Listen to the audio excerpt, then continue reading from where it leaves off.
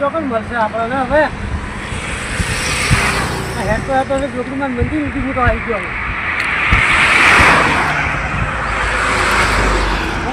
બેઠા હશે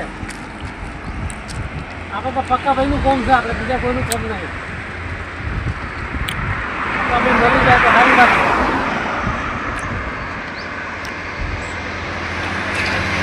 એટલે ગોઠવાનું પડશે જ એમને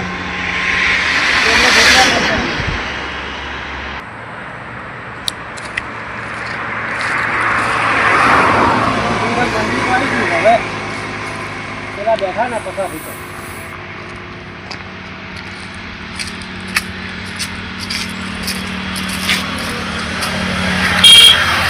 હા ભૂરાભાઈ આવો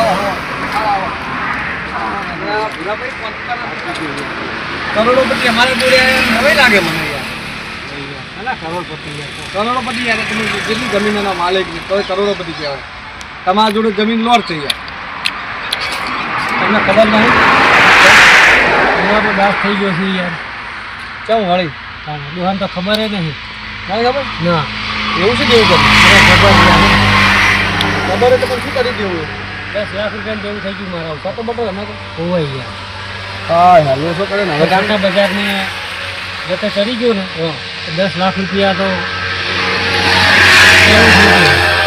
અને દુહાને ખબર નહીં ક્યાં જમીન બમીન ના વેચતા દેવું થઈ ગયું તમે યાર આવા ધંધા ક્યાં કરો યાર મારા બનવા તો ડબલ થશે ડબલ કરો પણ આપણે કોમ નહીં આપણે ડબલ ના કરો આપણે મજૂરીના પૈસા બરોબર પણ તમારે તો ડબલ કરવાનું તમારા જમીન બે વાળા પડી જાય કઈ ઘણા થવાના નથી ડબલ યાર પણ મેં કીધું આપણે જમીન તો ભલે પડી રહી હા પણ આપણે કીધું વળી ડબલ થઈ જાય તો કોમમાં આવી જાય આપણે ગહના 20 લાખ થઈ જાય હા પણ આ તો 0 થઈ ગયો હમુર જોઈ તમારે ડબલ કરવાની જરૂર નહીં તમારી જમીન પૈસા ડબલ જ છે બે વાળા પડી 6 મહિનામાં ડબલ થતા હોય જાતે વાર ના લાગે ને તો તમારે તમને રહેવા લતે કોને ચડાયું અરે યાર ભાઈબંધ હોય બોલો યાર મને કે તમે આ સટ્ટો રમો તમે ભાઈ કેટલા પૈસા નથી 2 લાખ કર્યા મારી તો કે આપણે કે સટ્ટો ચાલુ કરી નાખો હા આ સટ્ટામાં બૂચ વાગી ગઈ હવે તારે ઘેર દોહાને ખબર છે નહીં તો લેવા પૈસા લેવા વાળા કેડે ફરતા એવા કેટલાય આવે છે ને હવે શું કરશો કહો તેમાં તો હંતા તો ફરું છું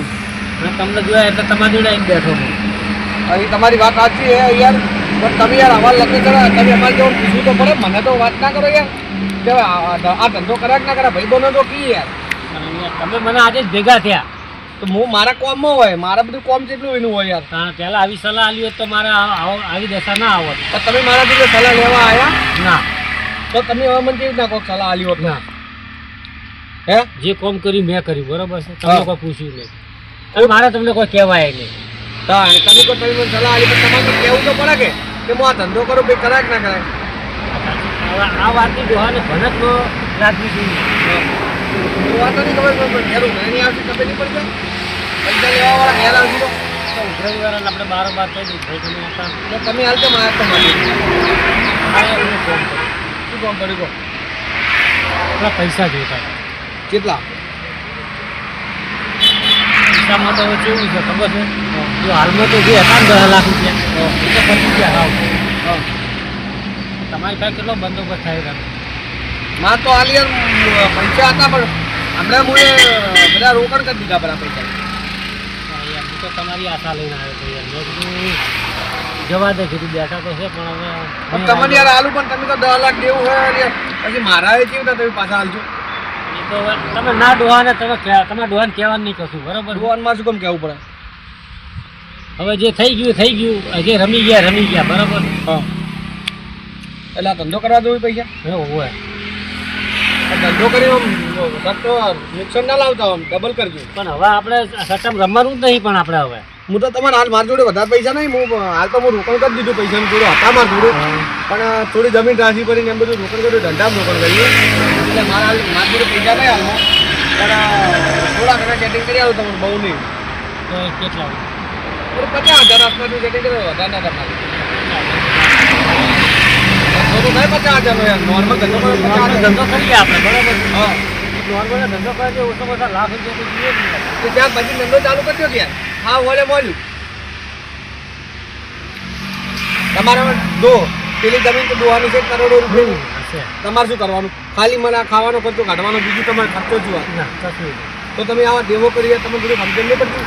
તમે ડબલ કરવા દે, પણ રાતોરાત ડબલ થતા દાવે વાર ના લાગે કે ના તમારે એવું આ બધું ના પડે. આ રાતોરાત કંગાલ થઈ જાય કહેતા નહીં ને.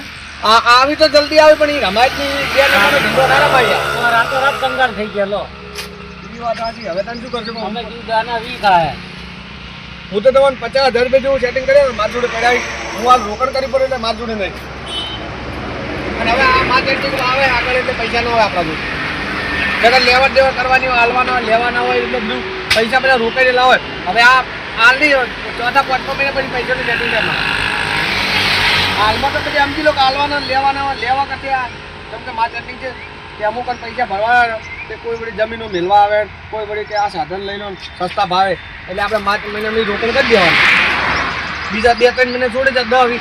સમજી લો હું સાધન લીધું તમારી જોડે, મને તો 50,000 રૂપિયા મળવાનું, 2-3 મહિનાના કોઈ ખોટા ના બરોબર. કોઈની જમીન લઈ લીધી વેચાતી સસ્તી, 12 મહિના પડી ગયા ડબલ થવાના જ છે. હા એમ કહું તો આપણે શું કરીએ ખબર?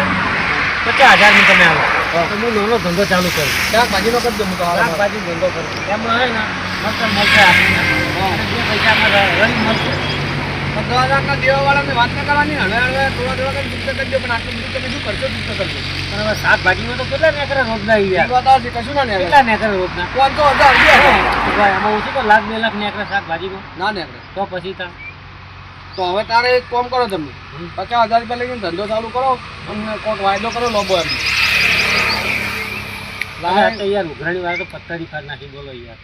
એટલે તમે આવી રીતના ફરો એમ ને? હંતાતું ફરવું પડે હે એવું હોય? તાણે પણ તમે એવો ધંધા કર્યા ને હવે તમે કદાચ કોઈ વસ્તુ લાવીને કોઈ કોઈ કાકાભાઈ શું તમે કહો, પણ હવે આમાં તો તમે હાથે કરીને હજુ અમે શું કરવાનું? શું કરવાનું? 2 નંબરના ધંધા કર્યા ને હોવાનું છે તો હોવાનું છે ભાઈ કરવાનું. તો તારી એક કામ કરો, 50,000 રૂપિયા લઈ જાઓ અને પાછા ત્યાં હાલજો તમે. પાછા મારે જે થાય વેચતા એટલે વાયદો કરો કે વેચતા એટલે મને હોમ કોઈ વાયદો કરતો થાય. કોઈના લેવા દેવા તમે વાયદો કરવો પડે કે યાર. વાયદો તો કેવું ખબર છે? ચલો તો હું કરતો તો તમે વાયદો કરો યાર. તો મને સમજણ પડે હોમે રોકેલો કે આપણે આ ટાઈમે આવવાના હોય. તમે એમ કરો બરોબર. હા. આપણને 7 મહિનાનો વાયદો, કેમ કે મારે પેલા હોમે પૈસા બધા આવવા પડે ને પાછા એ લોકોને. 7 મહિના નહીં, 5-6 મહિના રાખો. હે 8 મહિનાનું નહીં, 5 મહિના રાખો. 5 મહિના રાખવું 5 મહિના રાખો તમે. પણ આપણે પછી હોમે પેલા નહીં બધું કરવું પડે. તમે 2 મહિના થોડા ઘણા ચૂકતા કરી દેજો. તો કશો નહીં, 5 મહિના રાખો બરાબર. 5 મહિના રાખો. હું 5 મહિના પૂરતો તમને ટેકો કરું યાર. હા હા શું કીધું? અને વ્યાજ તમે વ્યાજ એક કામ કરો, તમે વ્યાજ મહિને મહિને આવજો કે ભેગું આવજો? વ્યાજ તો ભેગું આવી જાય. મહિને મહિને આલી જાય ને ડફોળો જાય હોય. કેમ રાખું કેમ રાખો? મહિને મહિને રાખું, મહિને રાખો. મહિને મહિને આલી જાય. હા આ તો પૈસા લઈને જ આવ્યો હું વાળા. આ પૈસા તમારે જોડે આવ્યો તારે મને ખબર હતી. આ સર આ પૈસા એક જણા લેવાના તો હાલે જ આલી ગયો પૈસા. એની મને ખબર, મને વિશ્વાસ હતો કે આ મોણા ભાઈ પૈસા મળી રહે આપણે. તો આ લઈ જાઓ. આ 50,000 વ્યાજ આલી જાજો મહિને મહિને. કમ્પ્લીટ 3% 3% લે કે તમારો લોકોના 5% નું 10% નું તમે 3% લે કે આલી જાજો. શું કીધું? તો કે તમે હવે હાલ નુકસાનમાં શું કહું તમને? આ તો પૈસા જ લેવા આ કેવું થયું? પેલો ભાઈ આવતો હતો પૈસા લેવા જ હાલ ભાઈ આલી ભાઈ કે મારે લેવા આવી તે મેં આના માટે હું બેઠો ટોયલેટ કીધું ભાઈ કીધું આ જગ્યાએ કોઈ રૂ હાઈવે ઉપર બેઠો હું તો ભાઈ કે હું આવું તો તમે આ 50,000 ઓછા છે. હવે એને કોમ કરું આ કે ભાઈ આ 30-40,000 રૂપિયા 30,000 રૂપિયા લઈ જાય એમ તો 30,000 રૂપિયા પડ્યા હાલે. એ પહેલા હું આવી ગયો મારો મેર આવી ગયો ને 80,000 રૂપિયા હાલે જ ભાઈ આલી ગયું હોય. ત્યાં ભાઈને હાલવા પડશે એવા પીનો અને વીનો કંઈક વાયદો કરે થોડા દાડા રહીને લઈ જા. ત્યાં નહીં ભાઈને જરૂર છે ઉછીના લેવા વ્યાજે. હું વ્યાજ કે ઋષિ ભૂષી ના નહીં, હું વ્યાજ છે હાલતો જ નહીં ભાઈ. સંબંધની મોણો તમારે જેવાનું કામ દીધો 5% વ્યાજ લીધું, તમારે જેવાનું 3% બરાબર ને હું 5% જ વ્યાજ લીધું. હવે જો અમે પૈસા તો લીધા પણ ગમે તો વાતો કરતા રહી લગાડે કે ભાઈ પેલો કોંતીલાલનો છોકરો કંગાલ થઈ ગયો. ના એવું જ કમર કહેવું બરોબર? એવું ના કહું હું યાર. ના એમ એ વાત હાજી, પણ આપણે શું વાત કરે ને? આપણે તો મહિને મહિને વ્યાજ આવે ને આપણે તો મૂડી હા. વાત કરવી પડે. બરોબર. મારે હવે મુખ્ય ટાઈમ નરવો હોય યાર વાત. ના આ તો કદાચ વાતમાંથી વાત નીકળી જાય. આ તો યાર મારે જ હું કોકટાળો ઘેરો બધું બહાર જ જોયું. સાચી ધંધો તમારી. બધો બહાર જ છે આપણે. આ તો કેવું હતો વાતમાંથી વાત નીકળી જાય યાર.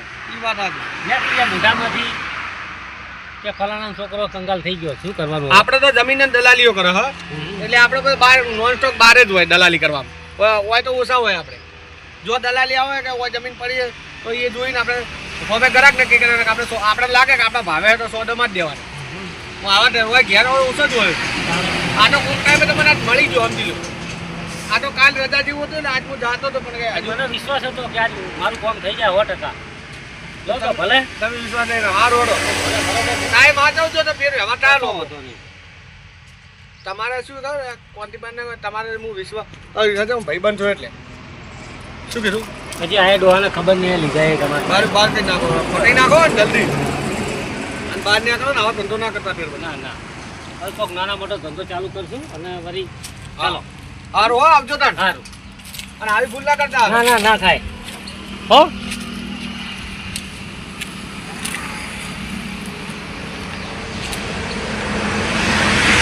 આ મારા બેટા માણસો સટ્ટાના રાવાડે સડી અને જેવા ધંધા કરી કરોડો રૂપિયાની જમીન છે અને ડબલ કરવા છે. આ 2 વર્ષે જમીનના ડબલ થવાના જતા હોય ને અને હું એને સટ્ટામાં 10 લાખનું દેવું કરી નાખ્યું. હવે ઉઘરણે ઘેર આવશે તો એની હાલત કેવી થવાની છે એ તો ક્વોન્ટિટીમાં જોડીને એનો છોકરો જોડે આપણે તો પૈસાનું વ્યાજ આવવાનું જ છે. કોઈ વાંધો નહીં. આપણે વ્યાજે આલ્યા કોઈ મફત તો આલ્યા નહીં. સારું એટલે હું એ જઉં પેલો ભાઈ પૈસા લેવા આપું તો આવે ને કોઈ નહીં.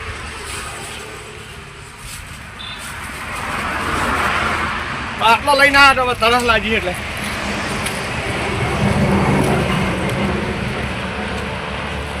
પક્કાભાઈનું હારું છે ને, આપણું કામ તો થઈ ગયું. એમને 50,000 તો આપણે આલ્યા છે વ્યાજે. હવે કોઈક ધંધો બંધો ચાલુ કરશું ને એના મોટો અને એમના પૈસા કાઢ નાખશું. પેલા લોકોના કાઢ નાખશું અને પક્કાભાઈ તો 5 મહિનાનો વાયદો કર્યો આપણે. 5 મહિના આવતા હતા એમનું દેવું કાપી નાખશું આપણે. એટલે વાંધો નહીં આવે કંઈ બધું કમ્પ્લીટ થઈ જવાનું કામ.